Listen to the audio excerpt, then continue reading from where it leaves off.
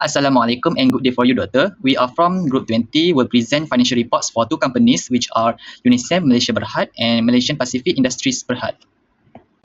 So for us group, there are 10 members. First of all is me, Muhammad Arif Azlan bin Muhammad Salim. Next is Azami Ikram bin Samsudin, Muhammad Amir Izzuddin bin Saari, Basan anak lelaki Sikar, Navin Kumar anak lelaki Guna Sikaran, Hilal Minhal bin Nazri Budiman, Muhammad Ali Fitri bin Azmi, Sharvin anak lelaki Sigaran, Sharmila anak perempuan Tamil Silva, and finally is Muhammad Akil Razik bin Azman. I will speak about introduction for both company. First of all, Unisem Malaysia Berhad. Unisem Malaysia Berhad is cooperated since 1992, which is first based at Ipoh Perak. This company is a global provider for semiconductor installation and test services for the world's most successful electronic companies. There are type of test services such as wafer bumping, wafer probing, wafer grinding, and others. Unisem company has located at certain locations such as Ipoh, Malaysia, and Chengdu, China. The second company is Malaysia Pacific Industries Berhad. Malaysia Pacific Industries Berhad is cooperated under the Malaysia Ordinance from 1940 to 1946 as private company on 5th October 1962, which the original name was Federal Paper Products Limited. After then, on 21 April 1969, the company changed as public company. At the same time, Federal Paper Products Limited changed to Malaysia Pacific Industries Berhad on 25 May 1983. This company is an investment holder company where main activities are worked by subsidiaries like manufacturing, assembling, testing, and sale of integrated circuits, semiconductor devices, electronic components, and lead frames to customers worldwide. So now I will be presenting about the liquidity ratio of Unisem and Berhad from 2020 to 2024. So liquidity ratio is divided by 2, which is current ratio and acid test ratio. So first of all, for the current ratio was 2.58 in 2022 and increased to 3.17 in 2021. Due to higher current asset, it drops to 2.43 in 2022 and it becomes 2.32 in 2023 because of an increase in short-term liabilities. In 2024, it improved to 2.58 and it showed better management of asset and debt. So next we move to asset test ratio, which is the quick ratio. So the quick ratio starts at 1.97 in 2020 and it climbs to 2.63 in 2021 due to strong liquid assets. Then it declines to 1.87 in 2022 and 1.73 in 2023 as liability increase. In 2024, it recovered to 1.94 and it reflects stronger liquidity. Overall, we can conclude that the company maintained a healthy liquidity position over the 5 years. For now, we move to efficiency ratio, which is divided by 3: inventory turnover ratio, account receivable turnover, and asset turnover ratio. Okay, first we move to inventory turnover ratio. Inventory turnover was strong at 6.89 in 2020 and remained healthy at 6.45 for the following year, which means 2021. However, the ratio dropped sharply to 2.43 in 2022 and stay low at 2.39 in 2023. By 2024, it had declined further to just 2.15. This steady decrease suggests that inventory is turning over more slowly, which could impact working capital and cash flow. Next, we move to account receivable turnover. Receivable turnover started at 8.36 in 2020 and stayed relatively stable at 8.25 in 2021. Performance improved in 2022 and 2023, reaching 8.87 and 8.90, which means the highest in the period. But in 2024, the ratio fell drastically to 1.94, which means a significant drop that may point to issue with collection or credit control. Okay, last but not least, we move to asset turnover ratio. Asset turnover began at 0.70 in 2020 and declined slightly to 0.64 in 2021. This downward trend continued through 2022 and 2023 with ratio of 0.62 and 0.61.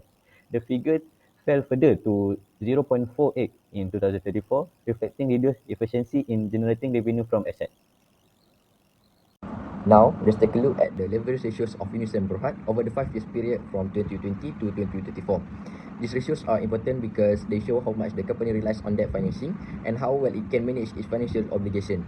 Starting with the debt to assets ratio, which measure the proportion of the company assets that are financed by debt. In 2020, the ratio was 0.24 times.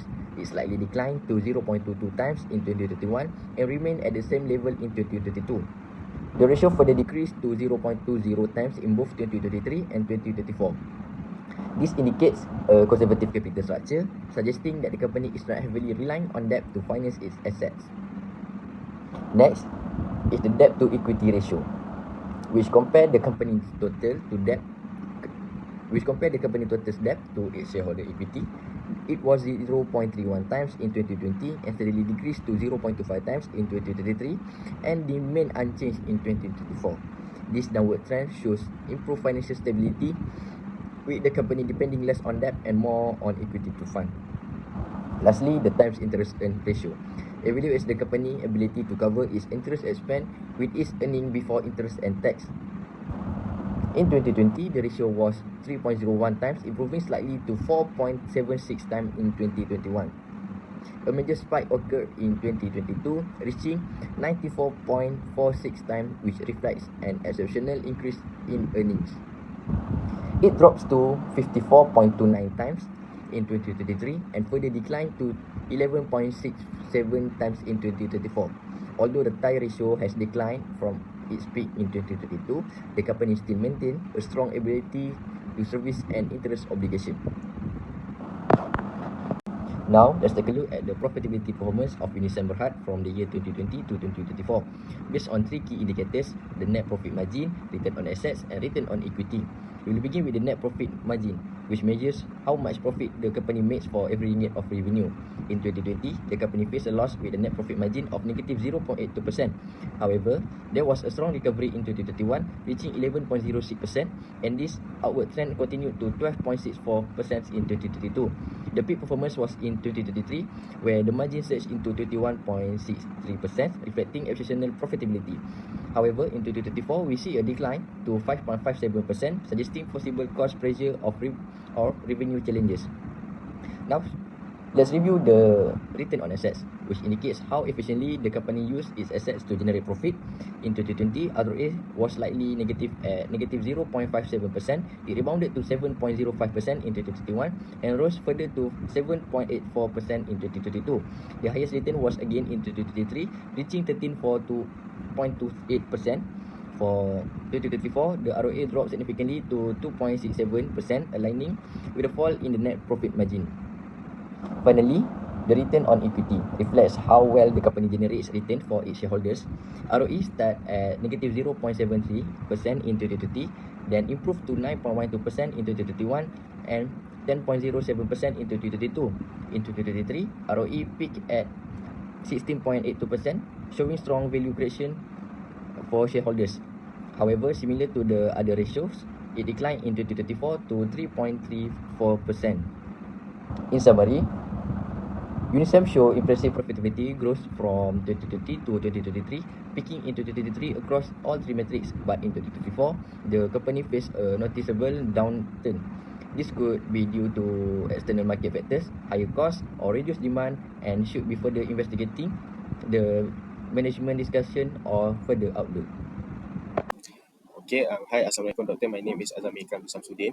So let me now explain this slide, which shows the market ratio for Unisem from 2020 to 2024. There are two key ratios shown here, which is earning per share, or we can call it EPS, on the left side, and price earning ratio, which is PE ratio, on the right side. Okay, first, let we take a look at EPS chart. So the first one in 2020, Unisem recorded a negative EPS of negative 1.31 cent, meaning the company made a loss that year. We can say that maybe the factor that caused it is from the COVID-19. And then in 2021, the company performed very well, with EPS jumping to 19.49 cent. This was their highest in 5 years.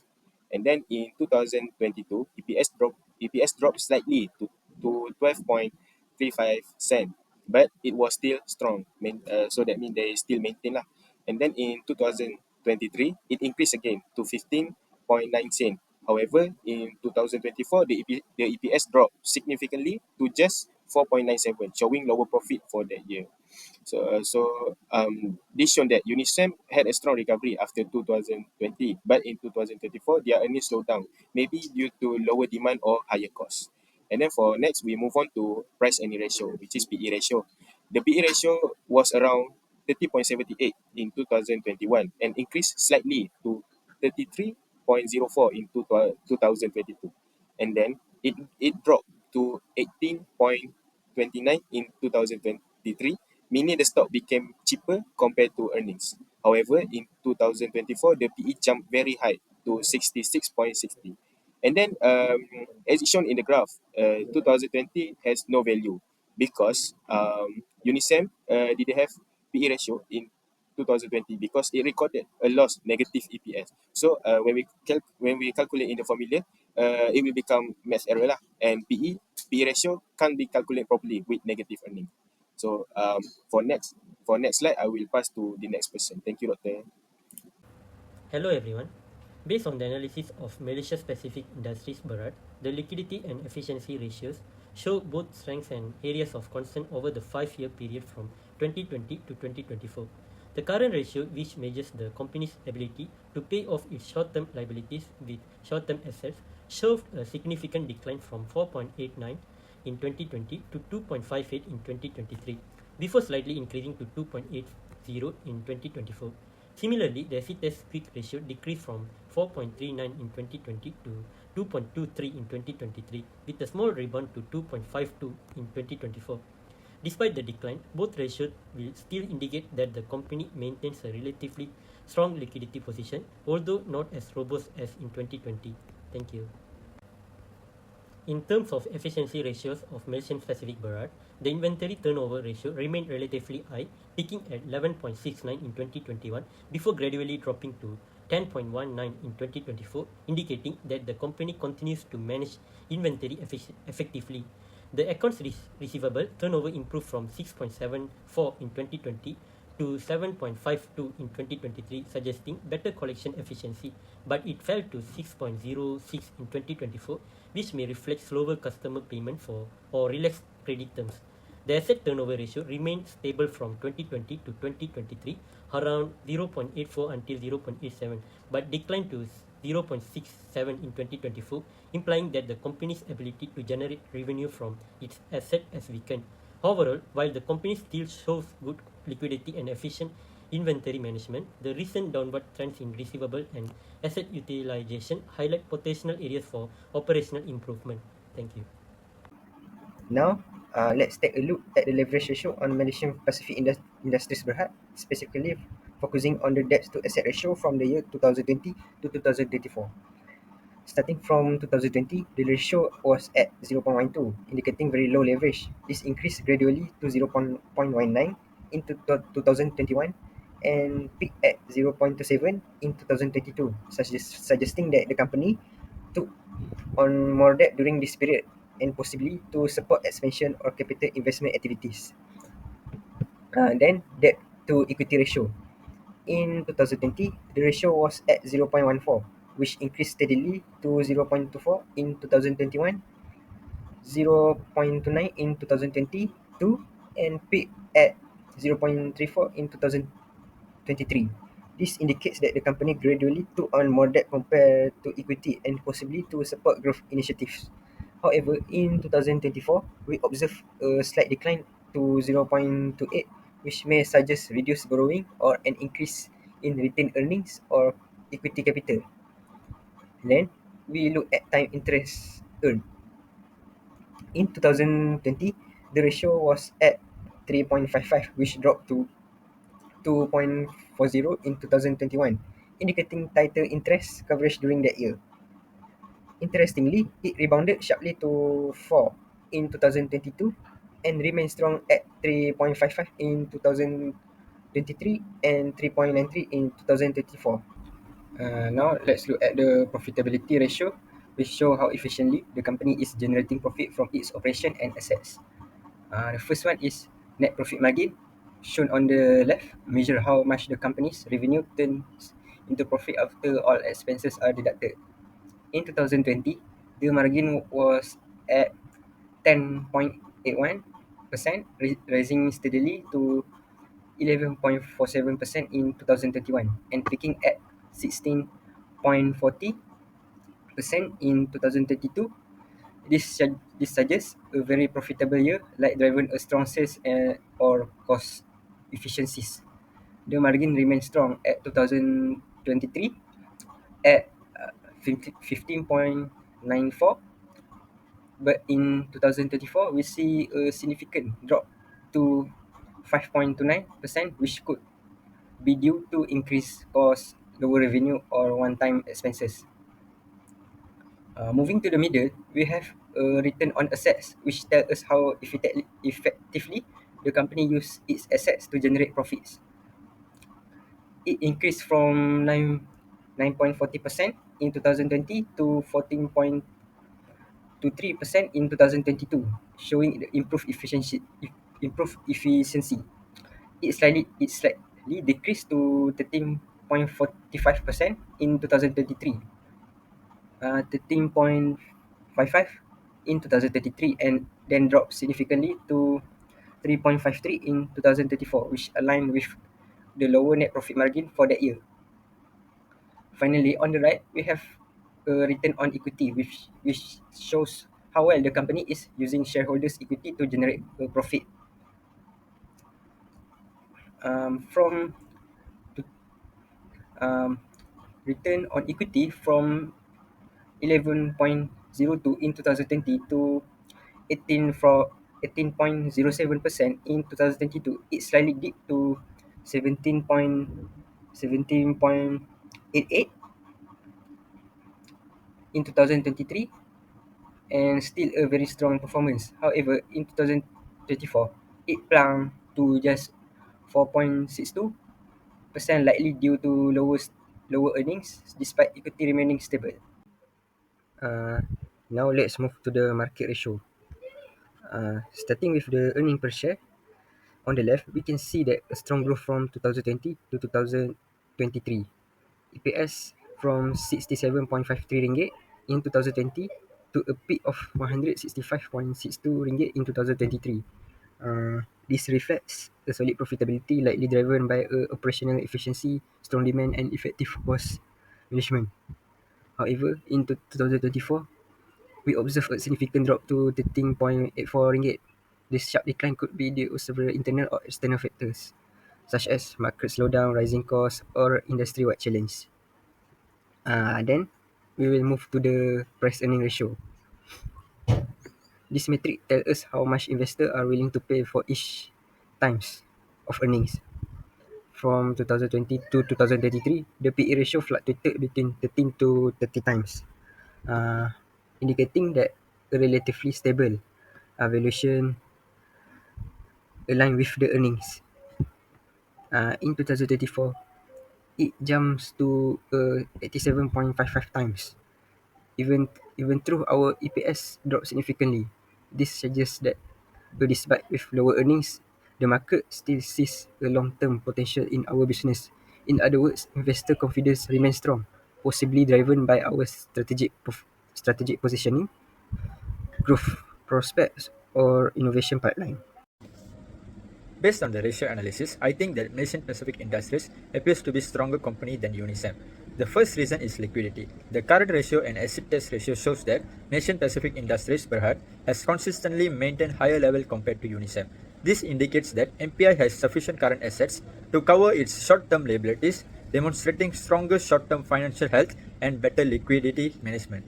Second is leverage. The debt to asset and debt to equity ratios for MPI are generally lower than those Unisem, suggesting that MPI relies less on debt financing. This puts MPI in a safer position financially as it indicates a lower financial risk and a better ability to meet its long-term obligation without over-leveraging. The third reason is interest coverage. The times interest earned ratio for Unisem spiked in certain years, but for Malaysian Pacific Company, MPI shows a more consistent and stable ability to cover interest expenses.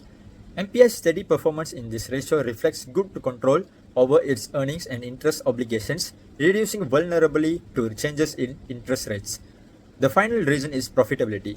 Malaysian Pacific Industries Berhad shows stronger and more consistent profitability. Its returns on equity and return on assets are higher in most years compared to Unisem. Furthermore, MPI's earnings per share and net profit margin demonstrate efficient operations and better returns to investors over the long terms. Okay, hi, Assalamualaikum Doctor. My name is Azami Ikram bin Samsudin. So I will be present the third question on our project. So the question is, beside historical financial performance as reported in your financial statement of the two companies, what else would your group take into consideration in making the investment decision? So here, I got 6 points and let's we go through together. So the first one is industry outlook. Basically, in this industry outlook, we must look at the future of the semiconductor industry. As it said that these two companies do semiconductor testing. As demand nowadays in our world grows for AI, EVs, 5G and also IoT. Both companies can benefit, but we should also remember that this industry go through cycles. It won't always grow steadily. So think about the long-term potential and also the risk when the market slow down. Okay, so for the second point, competitive position and technology. Basically, Malaysian Pacific and Unisem company compete based on technology. So we compare things like market share, research and development, and how advanced their packaging technology is. Strong technology leads to better product, profit, and also customer loyalty. Okay, so for point number 3, management quality and also strategy. So here we can say that even though the product is good, but the management is also must be excellent, great. So we can say that a good management team is the key for a success company. So we assess their ability to plan, grow, and handle risk. If the team has a good track record, that build investor confidence. So we can say that experience and smart strategy equal to long-term success. Okay, so for point number 4, customer base and concentration. If a company depends too much on just a few big customer, we say that rich customer lah, it is very risky. A more diversified customer base means more stable income, even if one client leave. It means that less dependency equal to more safety in revenue. So fifth point is about geopolitical and currency risk. Since both companies operate globally, they exposed to risks like country from United States and China, give them tension, currency change, and also trade sanction, which can affect their operation. Which means that global issue from the other country, from United States and China country, can impact their production and profit. Okay, so for the final point, environmental, social, and governance, or we can say that ESG in short term. So investors today care about ESG so much. Company with strong ESG practices have better reputation and are less likely to face fine or bad publicity. This also help with long-term sustainability. So to understand this, basically we can say that with good ESG, it will give better reputation and safer investment. So that's all from me. I will give to the next person to talk about the risks and opportunities. So that's all from me. Thank you, Doctor. Good afternoon, everyone. Today I will be presenting a brief risk and opportunity assessment for Unisem and MPI company. Starting with the risk, Unisem faces significant geopolitical exposure, particularly from US-China trade tensions, which could disrupt the supply of semiconductor equipment and technology. Additionally, there is a high valuation risk. Unisem is currently trading at a price to earning ratios over 50 times, which is well above the industry average. If the company underperforms, its stock may experience a sharp decline. Another challenge is limited vertical integration. Unisem depends heavily on third-party suppliers, which can increase costs during shortages and additional operation flexibility. On the other hand, there are also strong opportunities, particularly for MPI company. Firstly, MPI company has a healthy balance sheet with a low debt and strong liquidity, giving it financial stability even during industry downturn. Secondly, it enjoys stable profitability and growth driven by rising demand in high growth areas such as electric vehicle, automotive electronics, and IoT devices. Finally, MPI has a strong ESG profile, being recognized for its environmental, social, and governance practices, which enhances its reputation and long-term sustainability. Thank you. Assalamualaikum and good evening to everyone. So today I will continue with the last question. The question is, which company would your group recommend and why? The company that our group recommends is Malaysian Pacific Industry Berhad because they are the strongest candidate financially. The reason why is first, the consistent profitability. MPI maintained a stronger profitability over 5 years, while both companies saw a dip in 2024. MPI's earnings remain higher and more stable. Second is the higher return on equity. MPI provides a better return on shareholders' equity, suggesting more efficient use of equity capital. Third, lower the debt risk. Both companies have healthy ratios, but MPI maintain a more consistent balance over the years, indicating that smart financial decisions are made. And the last one is the inventory and receivables turnover. MPI shows higher inventory turnover, which indicates that selling goods is faster. These actions reflects that MPI is stronger in the operation and demand. So the company I will choose is MPI, and the reason is I have already said. Thank you. Good day to everyone, I'm Sharmila here. This slide shows the 2024 future outlook of Malaysian Pacific Industry Berhad, it also known as MPI. MPI is planning to take several steps to grow and improve. First step is the company wants to strengthen its position in the global semiconductor market, which means becoming more competitive worldwide. Next, they are aiming to improve efficiency and control costs to make the operations smoother and save money.